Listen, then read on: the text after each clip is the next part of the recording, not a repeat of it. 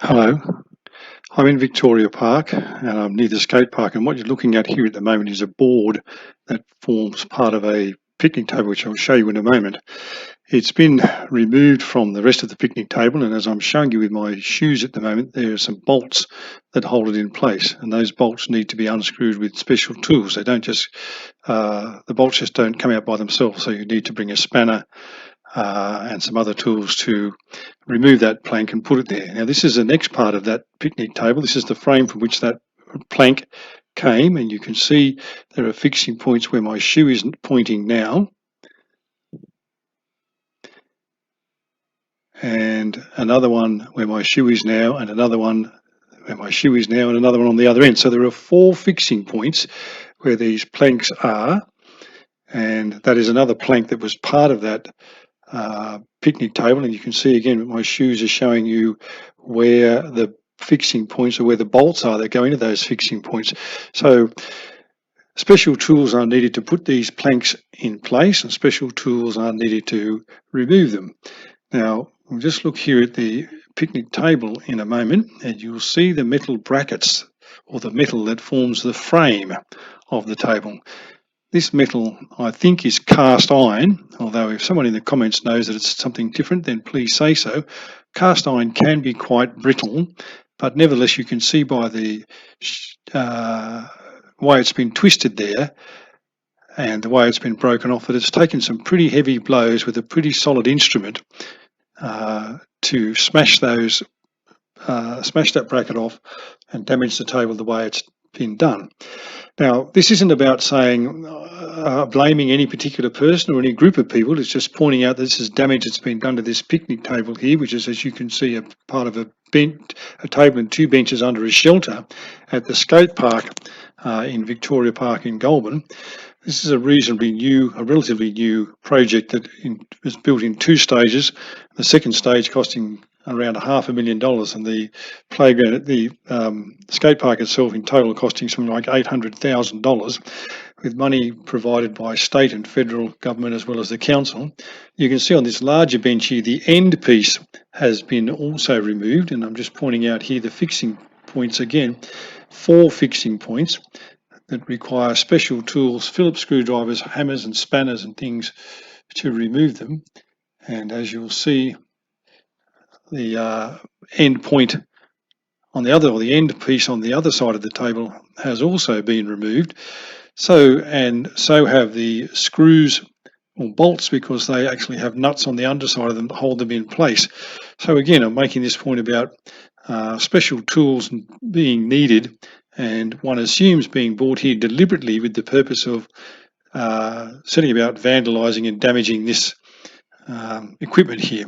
As you can see, this is a shelter where perhaps people who are not using wheeled vehicles for recreation, skateboards, rollerblades, roller skates, scooters, bikes, whatever, in this park. That might be parents, or it might be grandparents who bring their grandchildren up and just say, well, I'll sit under the shelter and you go and have a play and do whatever it is that you want to do for a period of time. Then I'll be able to sit here at a table where I can put my book and my bag and my phone and whatever.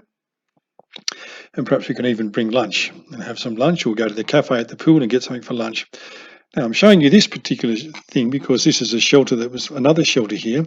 And when the skate park was first being built, there was a table and 2 benches either side of the table where my shoes are showing the fixing points now into the concrete. And in a relatively short time after the skate park was opened, that table had to be removed because the boards that made up the table were removed from the metal frame, just like the one I was showing you.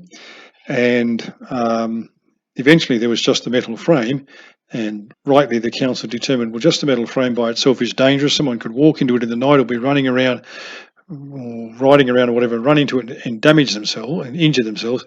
So they cut it all off and ground it down to the concrete, and now there's just the concrete there. Now, a couple of days ago when I was up here, and I'm up here frequently because I walk my dog through here to various places we go to. But a couple of days ago when I was up here, I saw a group of kids sitting under the shelter, sitting on the concrete, and I was going to say to them at the time, there used to be a table and some benches here, would be much more comfortable for you to sit on. I'm not saying that you damaged it or tore it apart, but the point is it's not there any longer. And as you see in the title card of this video, I'm predicting that this picnic table won't be here very much longer before all the rest of the boards are removed. And the council then has no choice but to say, well, just the brackets there by themselves are dangerous. Somebody could hurt themselves, so we have to remove them. And as you could see with the bigger seat, table, whatever you call it, boards are already being removed from that. So I suspect it won't be long before that is also in a dangerous place, or ends up being dangerous and has to be removed. Now, as I said, I'm not blaming anyone because I don't know who did this, but I do know that it's a deliberate act because you need to bring tools with you to do it. You need a spanner, you need a screwdriver, you need a hammer to smash that metal to get that bracket, to get that wood off, those planks off, or boards off.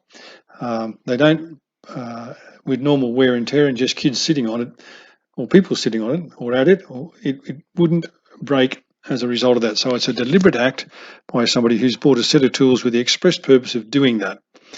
Now, the point about all this is, of course, that the skate park, whilst it may seem as it's just for people who want to use their scooters and bikes and rollerblades and roller skates and skateboards and so on, is actually a public space. It's financed, as I said, by the council, the state government and the federal government. So it's ratepayer and taxpayer dollars that finance things like this. It's a space where anyone can go for whatever purpose they want, whether it's to just sit there and then read a book for a little while, or sit there and watch their kids, or actually use it for the purpose it was built.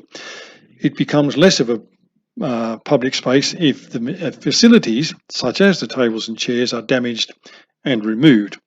And you get to the point where the parents or the grandparents would say to their kids, well, there's nowhere for me to sit, so I'm not going to take you up there anymore. I don't want to go there anymore because there's nowhere for me to sit. And then you get the situation where the thing is just a white elephant that people stop using, or the large portion of the population stop using because they say, well, it's not a place where I want to go anymore. It's just not a place where I want to go and spend any of my time. The point I'm trying to make here is that vandalism of any sort is a cost to the community. It's a cost in two ways. It's a cost in the sense that the facility ceases to have the function it was designed for, but it's also a cost in terms of the money that was spent to build the thing and, if necessary, repair it. Now, I think our council, like many councils these days, takes the attitude that, well, if we fix it up, they'll only vandalise it again, so we won't bother. So progressively, things just disappear. Things just get taken away, get damaged, and then cut down and taken away. And the thing, and the skate park or the playground or whatever it is, has less and less of a facility, or less and less of that amenity that it was intended for. So I guess our job as parents is to impress upon our children from a very early age that public property is a bit like private property. No one wants someone to think would like it if someone invaded their house and damaged it. Public property is there for everybody's use, and no one likes it when it's damaged because it's less useful to all of us then. And so that's, I guess, one of the responsibilities we have as parents, and I'm sure many parents do that. But nevertheless, we have this problem of vandalism and public damage of public property. Well, thanks for watching.